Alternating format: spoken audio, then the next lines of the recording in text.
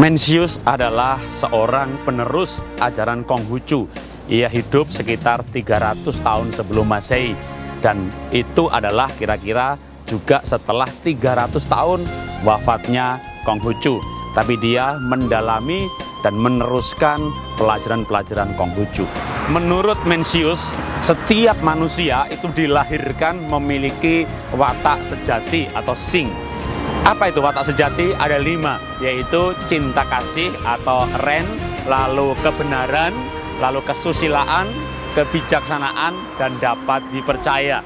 Jadi menurut Mencius bahwa manusia itu lahir built-in dengan 5 sifat ini, atau disebut Wuchang, itu 5 sifat baik dengan kebajikan yang sudah ada di dalamnya. Menci berkata bahwa itu bisa dibuktikan.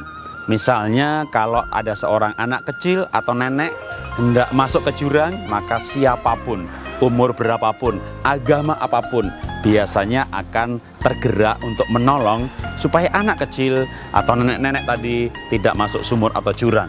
Apa artinya? Artinya setiap manusia punya di dalam hatinya watak sejati, cinta kasih atau Ren. Anak kecil yang lahir dia punya watak sejati, bisa dipercaya atau Hin.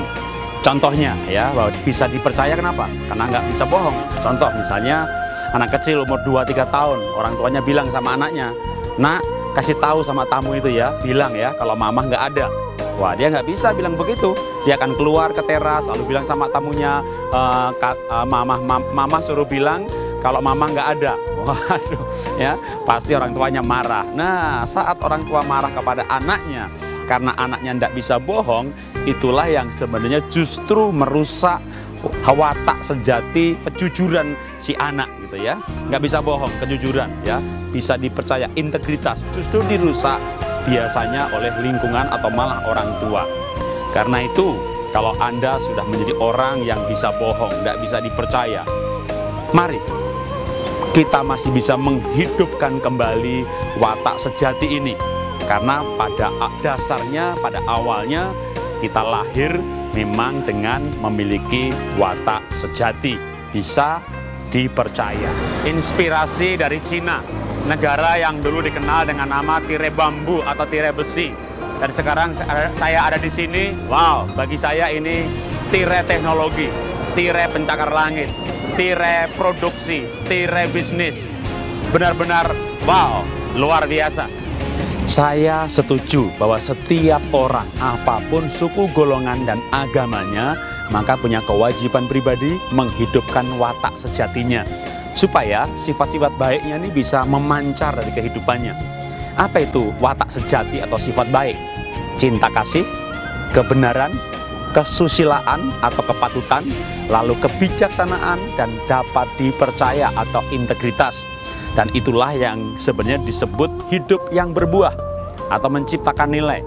Dan akibatnya hidupnya pasti maksimal. Jangan biarkan dosa merusak watak sejati Anda.